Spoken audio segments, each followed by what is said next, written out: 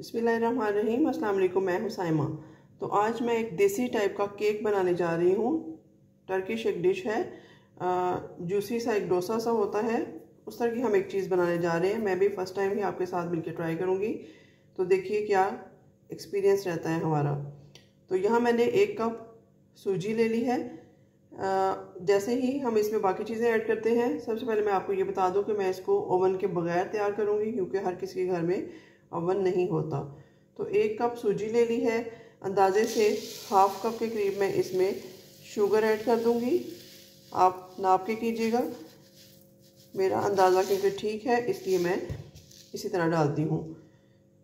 ½ cup चीनी, और यहाँ 1 कप के हिसाब से हम इसमें तकरीबन 1 टीस्पून बेकिंग पाउडर ऐड करेंगे,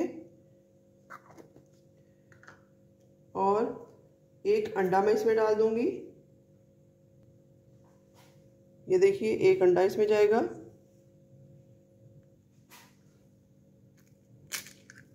यहाँ 1 अंडा डाल दिया है, और चंद कतरे वनीला एसेंस के जाएंगे। अगर आपके पास एसेंस नहीं है तो आप वनीला पाउडर भी ऐड कर सकते हैं, इवन के कस्टर्ड पाउडर भी ऐड कर सकते हैं। चीज़ें बन जाती हैं, थोड़ी आगे पीछे होके रेसिपी तैयार हो जाती है और अच्छी खाने के काबिल होती है। इसलिए आप परेशान ना हुआ करें कि हमारे पास ये चीज़ नहीं है तो हम कैसे बनाएं। तो ये सारी चीज़ें डाल दीजिए। इसके बाद मैं थोड़ा सा एवरीडे डाल रही हूँ, जो ऑप्शनल है। ये मेरे पास नेस्ले का एवरीडे है, ये थोड़ा सा डाल दूँगी मैं, तकरीबन 2 टेबलस्पून। इसके बाद तकरीबन ½ कप से थोड़ा कम ऑयल डाल दूँगी। ऑयल हम कम ही डालेंगे क्योंकि ये बहुत रिच ना बन जाए, क्योंकि फिर ज़्यादा ऑयल हमसे खाया नहीं जाएगा। और बेसिक एक जो चीज़ इसकी सबसे इम्पोर्टेंट है वो देखिए जी, इसमें मैं ये दही है मेरे पास, नेस्ले का ही है इस वक्त अवेलेबल, ये डाल दूँगी ½ कप के करीब। ये देखिए इतना दही जाएगा। ये इसकी ख़ास एक तरकीब की जान है ये चीज़। तो बस इसको, इन सब चीज़ों को हम मिक्स करते हैं, एक अच्छा सा मिक्स देते हैं इनको। तो मिक्स करके मैं आपको बताती हूँ नेक्स्ट क्या करना है। तो यहाँ पर थोड़ा सा मैं 2 पिंच के करीब ज़रदा रंग ऐड कर दूँगी इसमें, बहुत कम, ये काफ़ी ज़्यादा हो जाएगा अगर हम थोड़ा भी करेंगे तो। फिर से एक मिक्स देते हैं इसको और एक अच्छा सा कलर देते हैं। तो यहाँ पर बैटर तैयार है, हम इसको स्टे नहीं देंगे, ये खुद ही रेस हो जाएगा। तो चलते हैं चूल्हे की तरफ।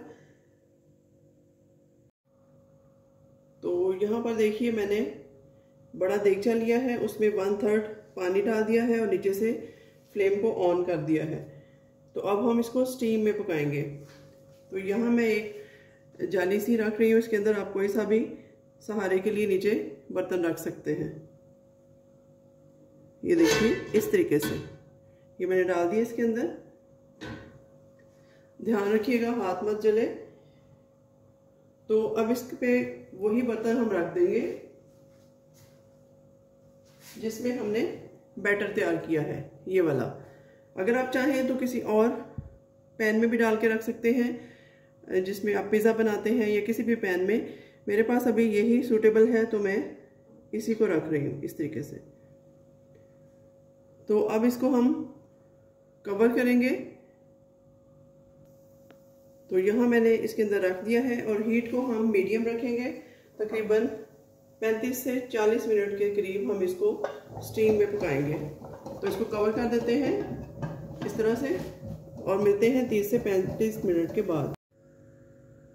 तो यहाँ पर देखिए जी, मैंने 30 मिनट के बाद फ्लेम ऑफ करके देगचे में से अपने सूजी के केक को निकाल लिया था। इसको आप केक भी कह सकते हैं, बकलावा भी कह सकते हैं। तो मैं आपको दिखाती हूँ कि किस कदर ये सॉफ्ट बना है केक। ये देखिए अंदर तक जूसी और नरम है। तो थोड़ा सा टेस्ट करके देखते हैं। ये देखिए बहुत सॉफ्टली ये कट हो गया है।